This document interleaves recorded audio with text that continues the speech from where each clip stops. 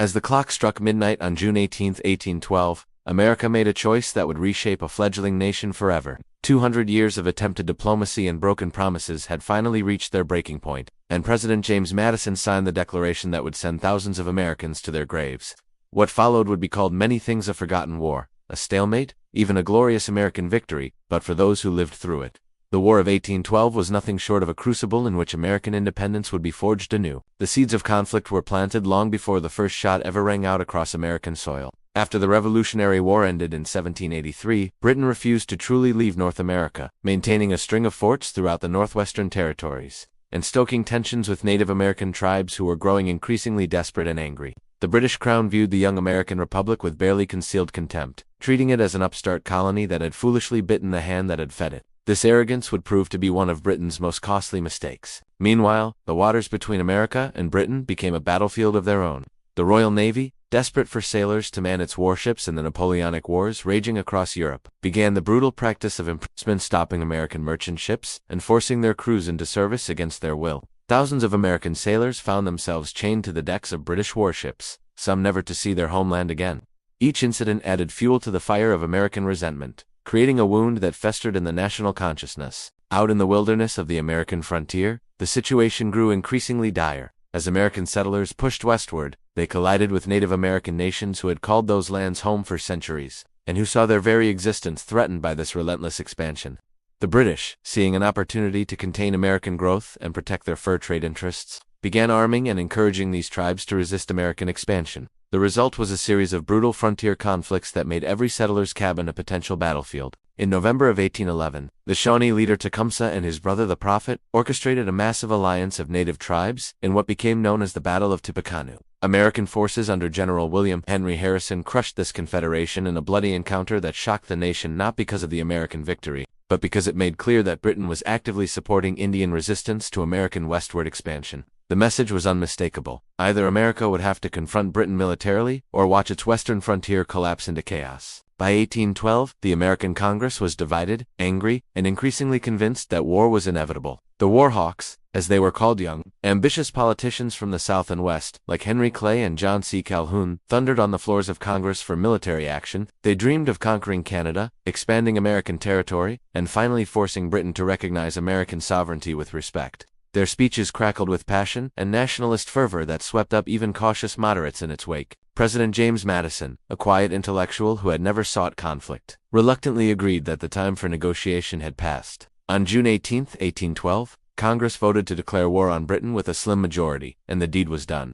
The vote revealed deep fissures in American society. The Northeast, dependent on British trade, largely opposed the war, while the South and West embraced it with enthusiasm. America was about to fight its greatest test yet, and the nation itself was far from united in the cause. The war began with remarkable American incompetence and overconfidence. American military leaders, imagining that capturing Canada would be as simple as a military promenade, launched poorly coordinated invasions across the Canadian border in 1812 and 1813. These campaigns were disasters of almost comic proportions. Generals squabbled with each other, supplies never arrived where they were needed, and American militia forces often fled in panic before battle was even joined. The British, though outnumbered and stretched thin by their war with Napoleon, managed to hold their ground through superior discipline and better leadership. The most humiliating defeat came at the Battle of Queenston Heights in October of 1812, where American forces were crushed and thousands were captured or killed after being lured into a carefully prepared trap. American newspapers declared it a victory anyway, more out of desperation than honesty. The hard truth was that Canada was not going to be conquered by American militia and volunteer soldiers facing hardened British regulars and Canadian defenders. The dream of annexing British North America was dying before it was even fully born. Yet America found unexpected success in one arena, on the water. The American Navy, though vastly outnumbered by the British fleet, proved to be manned by better trained sailors and captained by more aggressive, innovative commanders. A series of stunning American naval victories in 1812 and 1813 shocked the British public and boosted American morale at a critical moment. Ships like the USS Constitution, which earned the nickname Old Ironsides when British cannonballs allegedly bounced off her wooden hull, became symbols of American prowess and determination. The most famous naval engagement came on Lake Erie in September of 1813, when Commodore Oliver Hazard Perry's small American fleet miraculously defeated a larger British squadron in a desperate close-range battle. Perry's famous message after the victory, "We have met the enemy, and they are ours," electrified the American public and proved that the young nation could stand toe-to-toe with the world's greatest naval power. These victories gave Americans something to celebrate and renewed belief that they could actually win this war. Even as Americans were celebrating naval victories, the fate of Native Americans was being sealed in the Western territories. General Andrew Jackson, a ruthless and ambitious soldier with a deep hatred of Indians, was cutting a path of destruction through the Creek Nation in the South. In a series of brutal campaigns culminating in the Battle of Horseshoe Bend in March of 1814, Jackson's forces killed thousands of Creek warriors and civilians, effectively destroying the Creek Nation and seizing millions of acres of their land. Out in the north, the great Shawnee leader Tecumseh, who had allied with the British and fought alongside them throughout the war, met his end at the Battle of the Thames in 1813. His death marked the end of the Indian Confederation and spelled doom for all the tribes of the region who had hoped that a British victory would protect their ancestral lands. Instead, they found that whether Britain won or lost, Americans would continue their relentless westward expansion. The Native Americans had gambled everything on this war and lost, and their defeat would shape the history of the continent for centuries to come. By 1814, the nature of the war changed dramatically. Napoleon fell from power in Europe, and for the first time in over a decade, Britain could concentrate its full military might on the American conflict. Veteran British armies, fresh from fighting in Spain and Europe, began arriving in North America with orders to teach the Americans a lesson they would not forget. The British strategy was two-pronged: invade from Canada in the north, and strike at the soft underbelly of the American South and Gulf Coast. The British execution was methodical and terrifying. They swept down the Chesapeake Bay, burning farms and plantations as they went. In August of 1814, British forces marched on Washington, D.C. itself, routing American militia with contemptuous ease. President Madison was forced to flee in disgrace, and the British set fire to the Capitol building, the White House, and other government buildings in an act of deliberate humiliation. The burning of Washington was a psychological blow from which American confidence would take months to recover. The British were no longer fighting to preserve their territory. They were fighting to punish and humiliate their rebel cousins. As autumn of 1814 approached, the British set their sights on New Orleans, the gateway to the Gulf of Mexico, and potentially the richest prize of the entire war. Control of New Orleans would give Britain leverage over Western expansion and control of the Mississippi River, the lifeblood of American commerce. A massive British force of over 10,000 battle-hardened veterans, including elite regiments that had fought Napoleon himself, assembled to assault the city from the Gulf. Standing in their way was Andrew Jackson, who had been dispatched to organize New Orleans' defenses after his brutal campaigns against the Creek Nation. Jackson was a man of fierce determination and questionable ethics who would stop at nothing to save the city. He assembled a ragtag force of regulars, militia, pirates, free men of color, and even former slaves, creating an army as diverse and unlikely as anything America had seen. It was a desperate gamble, but desperation was all New Orleans had left. On the morning of January 8, 1815, the fate of the war, and perhaps the nation itself, came down to a single day of combat. The British, confident in their superiority and their numbers, launched a frontal assault against Jackson's hastily constructed earthwork defenses outside New Orleans. What followed was a slaughter. British soldiers, marching in tight formation in their red coats, were met with withering musket fire from behind earthworks. American riflemen, many of them from the frontier, and skilled marksmen beyond comparison, picked off British soldiers with deadly precision. The battle was over almost before it began. In less than 2 hours, the British suffered nearly 2,000 casualties, including the death of General Sir Edward Pakenham, the commander of the expedition. The American force, protected by their earthworks and numbering less than half the British force, suffered only 71 casualties. It was one of the most lopsided victories in military history, and it made Andrew Jackson a national hero and vindicated everything Americans wanted to believe about themselves, that they were tougher, smarter, and more resilient than the supposed masters of the world. The fact that the battle was fought after the peace treaty had been signed but before news of it reached New Orleans only added to the dramatic power of the moment. Even before Jackson's triumph at New Orleans, American and British negotiators had been meeting in the Belgian city of Ghent, trying to end a war that both sides had come to recognize as unwinnable.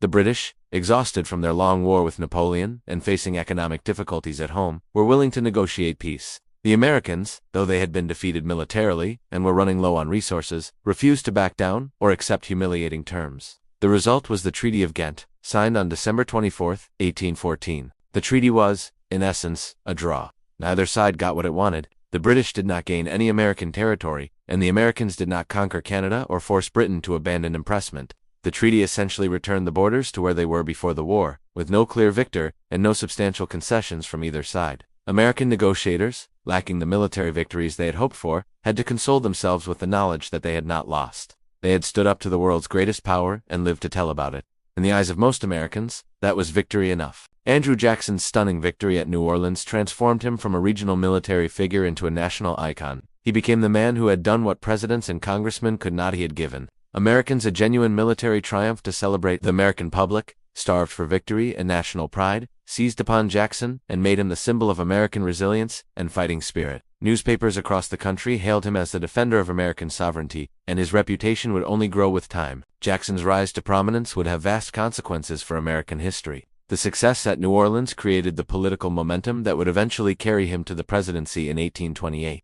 where he would dominate American politics for the next decade. His success also accelerated the westward expansion he had fought for, as the crisis of the war convinced Americans that the nation's future lay in pushing the frontier farther and farther west, regardless of what stood in the way. In many ways, the War of 1812 was the war in which Andrew Jackson was born as a political force, and that birth would reshape the nation. For the Native American nations of North America, the War of 1812 proved to be an unmitigated catastrophe. The alliance that Tecumseh had built with such difficulty and vision had been shattered by his death and British military failures. The tribes who had bet everything on a British victory found themselves not only defeated but in a weakened position relative to American expansion.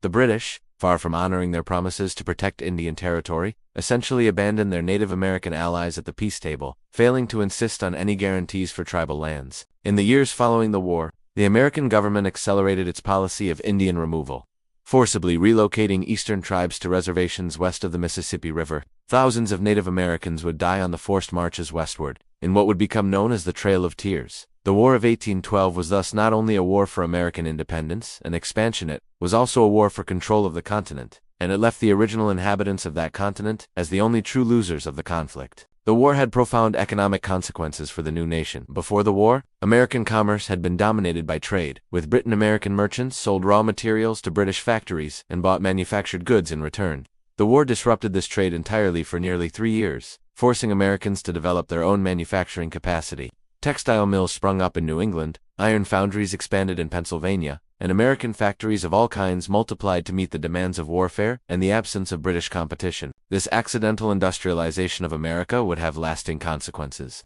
When peace came, and British goods began flooding back into American markets, American manufacturers fought fiercely for protective tariffs to shield them from British competition. The political battle over these tariffs would dominate American politics for decades and drive a wedge between the industrial North and the agrarian South. In many ways, the seeds of the Civil War were planted during the War of 1812, as the war accidentally created the industrial North that would eventually dominate the nation and battle the agricultural South for control of its future. Perhaps the most important consequence of the War of 1812 is the psychological transformation of the American people. Before the war, many Americans harbored lingering doubts about whether their Republican experiment could actually survive in a world dominated by monarchies and empires. The revolutionary generation was aging, and a new generation of Americans had grown up with independence as a fact, rather than a hard-won achievement. The war forced this new generation to prove that they too could defend their nation and stand against the greatest powers on earth. The successful defense against Britain, even though it was not a crushing military victory, convinced Americans that they had truly achieved independence in a meaningful way.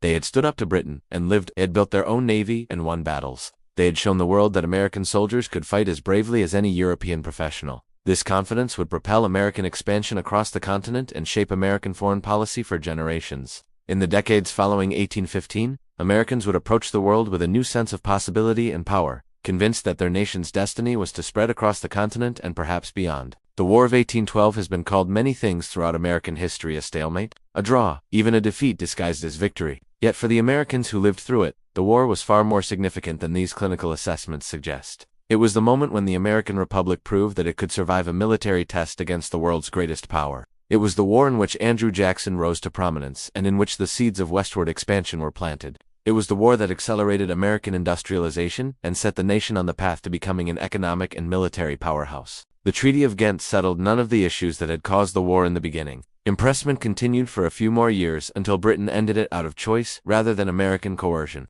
Canada remained independent and was not conquered. The British forts in the Northwest were evacuated, but more out of mutual agreement than American military pressure. On paper, the war was a failure. Yet in the hearts and minds of Americans, the War of 1812 had proven something essential. They were no longer colonists pleading for recognition, but a sovereign people capable of defending themselves. For a young nation, that knowledge was worth more than any piece of territory could ever be. The War of 1812 stands as one of history's great paradoxes, a war that few Americans today remember, yet one whose consequences shaped the nation for centuries to come. It was in this conflict that the American character was tested and formed. It was here that men like Andrew Jackson learned to lead and to dream of greater things. It was in the smoke and cannon fire of this largely forgotten war that a young nation grew up and claimed its place among the great powers of the world. The battles may have ended nearly 2 centuries ago, but their echoes still reverberate through American history, reminding us that sometimes the most important victories are not the ones we remember, but the ones that shape the very foundation of who we become.